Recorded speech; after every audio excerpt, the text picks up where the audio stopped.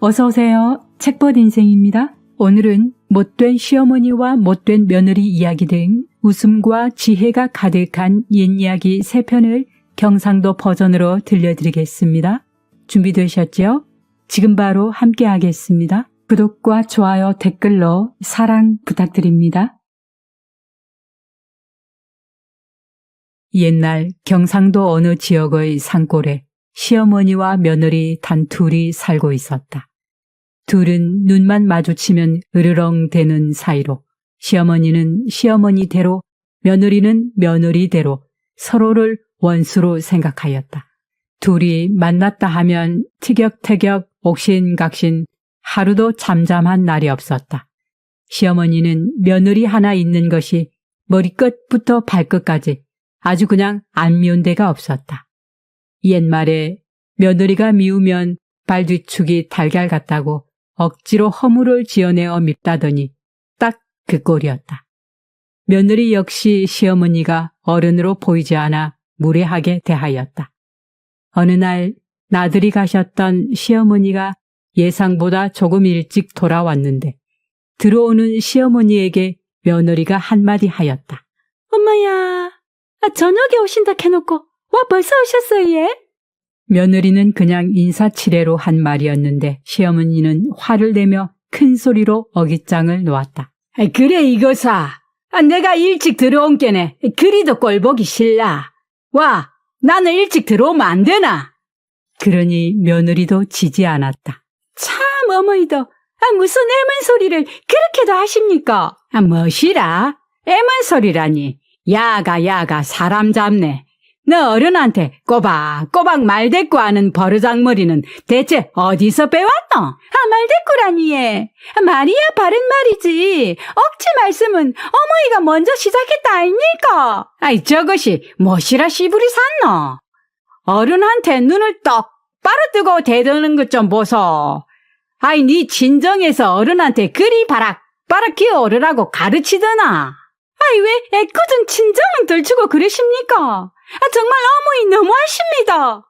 제가 그렇게 밉단 말입니까? 그래, 엄청 실이 밉다. 아주 지긋지긋하다 이거사.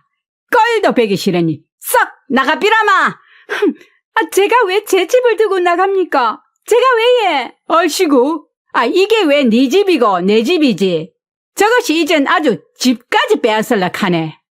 이렇게 시끌벅적 싸움이 벌어지니 이게 참 어디 예산 일인가. 그런데 이 두 사람이 처음부터 이랬던 것은 아니었다. 처음에는 사이가 꽤나 좋았다. 며느리가 음식을 하나 만들면 어머님, 이것 좀 접숴볼래? 오냐, 니도 많이 먹어라. 이렇게 오순도순 사근사근 둘은 잘도 지내었다. 그런데 어쩌다 그만 어떤 일을 계기로 한번 사이가 틀어지더니 줄곧 배에 꼬여 여기까지 온 것이었다. 둘은 밉다 못해 수시로 정화수를 떠다 놓고 심지어 서로 없어지기를 신령님께 빌기까지 하였다. 신령님 전 비나이다. 저 못된 며느리인지 객떡인지 도적이 잡아가든 잡혀가든 범에게 물려가든 하루빨리 내 눈앞에서 사라지게 도와주이소. 신령님 전 비나이다. 저 시어머인지 사나운 괴물인지 명줄까지 길어지면 그 등살에 내 명대로 못 살 테니 하루빨리 저승으로 좀 데려가 주이소. 이렇게 서로를 향해 모진 소리를 해대니 참으로 딱하고 안타까운 일이 아닐 수 없었다. 그러던 어느 날 한 노승이 이 집에 동량을 왔다가 시어머니와 며느리가 서로 방자질하는 걸 엿듣게 되었다. 시어머니는 앞마당에서 며느리는 뒷곁에서 정화수를 떠다 놓고 서로 없어지기를 빌고 있는 모습을 보았던 것이다. 그것을 본 스님은 한 가지 계책을 생각해내었다. 먼저 시어머니한테 은근슬쩍 다가가 말하였다. 서승이 잘 모르긴 해도 보아하니 늙은 보살님이 못된 며느리를 만나 고생이 많은 듯합니다. 소승에게 못된 며느리 내치는 방도가 하나 있긴 한데 어디 한번 들어보시렵니까? 아이고, 스님, 제발 그런 방도가 있다면 좀 일러주십시오. 예, 그러지요. 이제부터 며느리를 만나거든 앞니를 보이십시오. 앞니를 1000번만 보이면 저 미운 며느리는 쥐도 새도 모르게 조용히 없어질 버릴 것입니다. 스님은 그렇게 일러두고 그 다음에는 며느리한테 가서 또 은근슬쩍 다가가 말하였다. 소승이 보아하니 젊은 보살님이 저 나쁜 시어머니를 만나 마음고생이 많은 듯합니다. 못된 시어머니를 일찍 저 세상으로 보내는 방도가 소승에게 하나 있긴 한데 어디 들어보시렵니까? 아이고, 스님, 그런 방도가 있어, 예? 그럼 제발 좀 일러주십시오. 이제부터 시어머니를 만나면 반드시 머리 정수리를 보이십시오. 정수리를 1000번만 보이면 저 나쁜 시어머니가 잠자다가 저 세상으로 조용히 갈 것입니다. 그날부터 고부는 서로 방자질 하느라고 야단이 났다. 시어머니는 며느리를 만나기만 하면 히히 하고 입을 벌려 윗니를 보이며 웃는 것이었다. 스님이 시키는 대로 앞니를 보이려니 히 하고 입을 벌리지 않을 수가 없었다. 그것도 만나기만 하면 히, 눈이 마주쳐도 히, 이래도 히, 저래도 히, 이렇게 며느리만 보면 웃는 것이 일이었다. 며느리가 가만히 보니 이건 뭐 우습기도 하고 가짠기도 하였지만 웃는 얼굴에 침도 못 뱉는다는 말이 있듯 함께 웃으면 웃었지 성낼 일은 아니라는 생각이 들었다. 그렇게 날이 가고 달이 가니 이젠 시어머니 모습이 슬슬 귀여워 보이기도 하였다. 또 며느리는 며느리대로 시어머니한테 방자질 하느라고 야단이 났다. 시어머니를 만나기만 하면 시도 때도 없이 고개를 숙여 까딱하고 절을 하니 정수리가 안 보일 수가 있는가. 그것도 1000번씩이나 만나기만 하면 까딱, 눈만 마주쳐도 까딱, 이래도 까딱, 저래도 까딱. 며느리는 시어머니만 보면 까딱하고 절을 하는 것이었다. 이런 며느리 모습을 시어머니가 가만히 보니 이건 뭐 겸연쩍기도 하고 무안하기도 하였다. 그렇지만 시어머니가 생각하니 기분 상할 일도 아니고 참 고맙게 여겨졌다. 그렇게 하루하루 지나다 보니 시어머니는 며느리가 슬슬 곱게 보였다. 늘 웃는 시어머니, 항상 예의로서 대하는 며느리. 그렇게 산골 시어머니와 며느리는 서로 정이 담뿍 들어 오순도순 의지하며 지내니 외롭지 않았다. 어머니, 이 나물 반찬 맛 좀 보실랍니까? 어냐? 아따 그 참 맛나 보이네.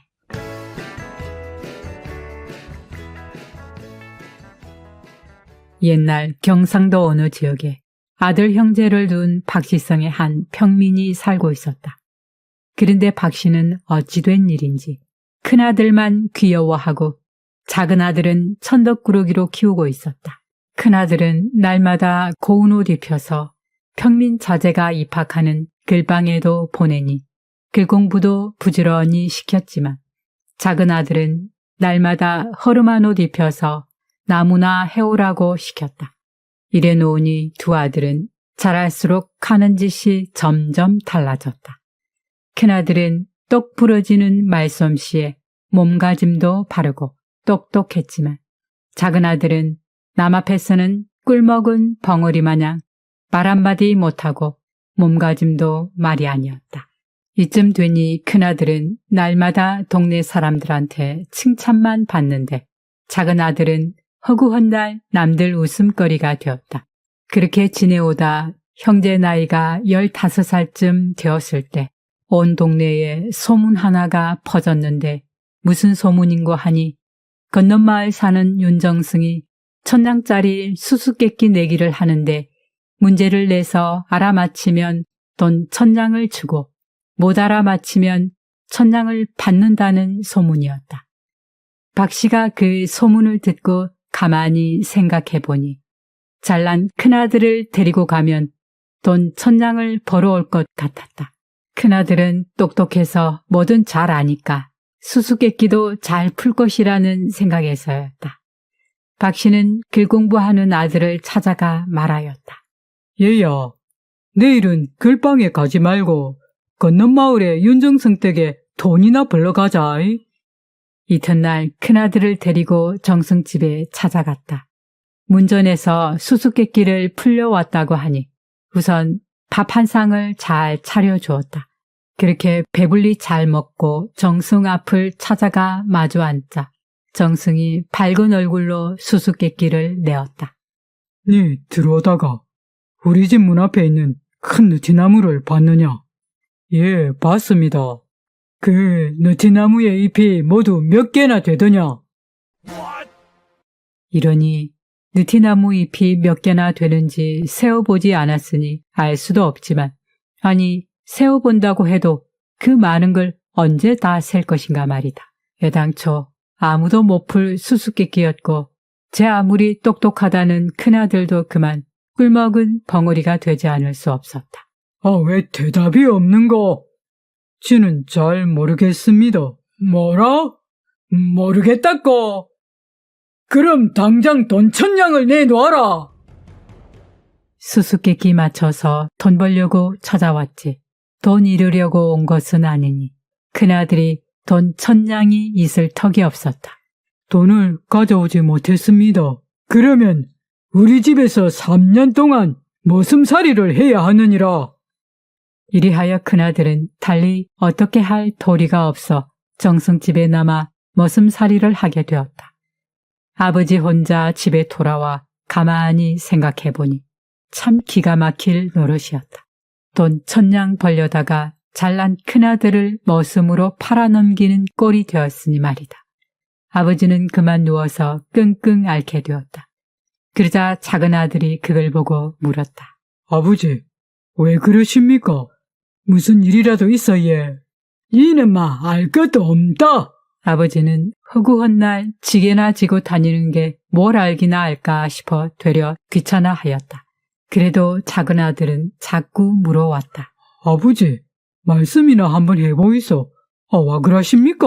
니는 몰라도 된다 해도 왜 자꾸 귀찮게 하노? 지한테 말씀이나 한번 해보이소. 이 자식. 그럼 알겠다. 니 형이 윤정승 댁에 수수께끼 내기 하러 갔다 아이가. 그런데 수수께끼를 못 풀어서 고마 그 집 머슴이 대피다 아이가. 인자 우짜무 좋겠노. 그랬더니 작은 아들이 내일 그러면 지가 한번 가볼까 예. 야 이놈아. 니 형도 몸 푸는 수수께끼를 니까지 게 무슨 재주로 푼단 말이고. 혹시 압니까? 지가 풀지도. 이렇게 한번 자신도 해보겠다고 부득부득 조르는 통에 그만 허락을 하였다. 드디어 이튿날이 되자 작은 아들을 데리고 박 씨는 또 정승댁을 찾아갔다. 또 밥 한 상을 잘 얻어먹고 수수께끼를 풀게 되었다. 그런데 정승이 내는 수수께끼는 어제 형한테 낸 것과 똑같았다. 우리 집 문 앞에 있는 큰 느티나무 잎이 모두 몇 개나 되더냐? 그런데 정승의 말이 떨어지기가 무섭게 작은 아들이 되받아 쳤다. 그러면 대감 머리카락은 모두 몇 올이나 되는지 알겠습니까? 그러자 정승이 화를 버럭 내며 내가 머리카락을 세어봤어야 알지 몇 올이나 되는지 어찌 알겠느냐? 대감댁 문 앞에 느티나무는 제가 오늘 처음 본 것이지만은 대감 머리카락은 대감께서 한평생 머리에 얹고 다니는 것 아닙니까? 그 한평생 머리에 얹고 다니는 자신의 머리카락 수도 모르는데 오늘 처음 본 나뭇잎 수를 지가 어찌 알겠습니까? 이러니 정승이 그만 할 말을 잃고 멍해졌다. 아이고, 내가 졌다. 내가 졌어. 이렇게 정승이 두 손 두 발 다 들고 나가 떨어지고 말았다. 그럼 제가 이긴 겁니다. 그래, 돈 1000냥을 주마. 돈 1000냥을 놔두고 예. 우리 형이나 돌려주이소.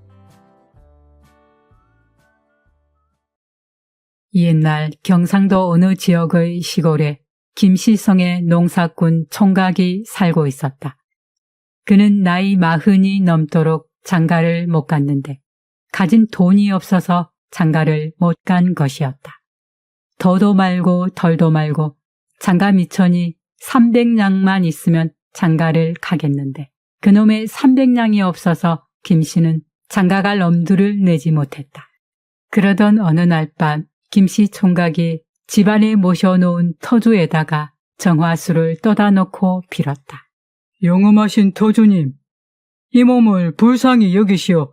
더도 말고 덜도 말고 어쨌든지 돈 300냥만 생기게 해주이소. 이렇게 빌고 있을 때 때마침 소도둑이 이 집에 딱 들어왔다.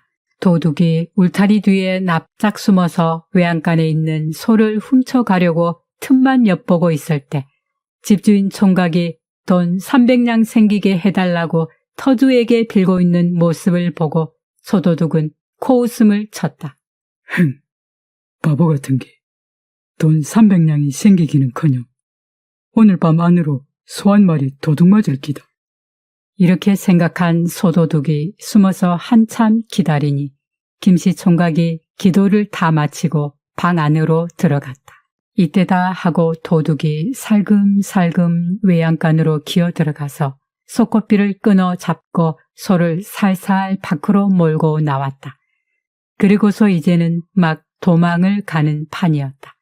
그런데 이 도둑은 딴 데서 훔친 돈 300냥을 가지고 있었다. 엽전 300냥을 자루에 넣어가지고 무겁게 둘러매고 다니다가 이제는 소가 있으니 그 돈자루를 소 등에다 실었다.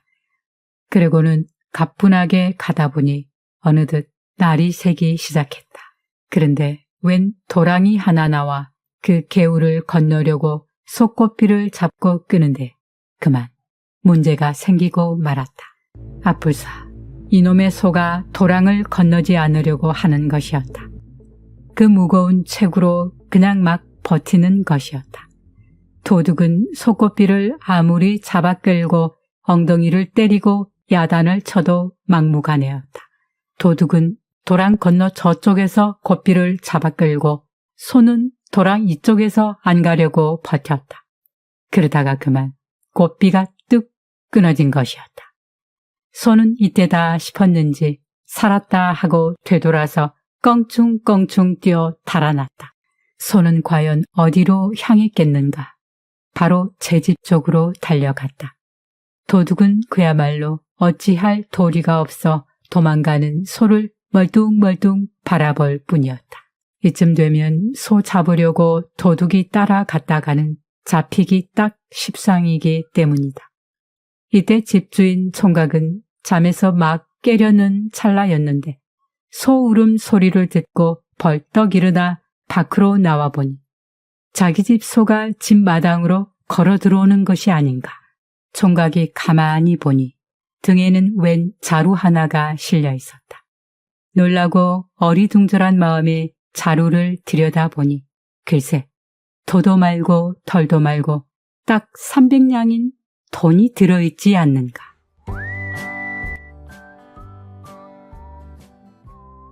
어젯밤에 터주님께 돈 300냥만 생기게 해달라고 빌었더니 그새 소등에 실어서 보내주셨네. 허허허허. 터주님 정말 고맙습니다. 이 일 이후 총각은 그 돈이 정말 제 집 터주님이 보내준 돈인 줄 알고 그 다음부터는 터주 모시기를 아주 제 부모 섬기듯이 하였다. 김씨 총각은 그 돈으로 장가를 갔고 어여쁜 색시와 함께 알콩달콩 잘 살았다고 한다. 즐거우셨습니까? 세 편의 이야기 중에 저는 못된 시어머니와 며느리 이야기가 가장 인상 깊게 와닿았는데요. 이 이야기는 노승이 발휘한 돋보이는 기지가 고부간의 갈등을 해결해주는 실마리가 되었습니다. 보통 설화 속에 등장하는 며느리는 시댁 식구들의 구박과 괴롭힘에도 묵묵히 인내하는 전형적인 한국의 여인상을 많이 볼 수 있는데, 이 이야기의 며느리는 자신의 뜻을 결코 굽히지 않고 할 말은 하는 당당한 며느리, 어떻게 보면 무례한 인물로 묘사가 된 것이 조금 이색적이기는 합니다만, 오늘날의 며느리 시각에서 본다면 당연한 모습일 수도 있겠습니다. 이 이야기로 밝은 웃음으로 사람들을 대하고 어른과 상대를 예의로서 대한다면 화목한 가정, 좋은 인간관계를 유지할 것이라는 깨우침을 얻습니다. 오늘 이야기는 여기까지입니다. 저는 더 좋은 영상으로 또 찾아뵙겠습니다. 시청해 주셔서 감사합니다. 책벗 인생이었습니다.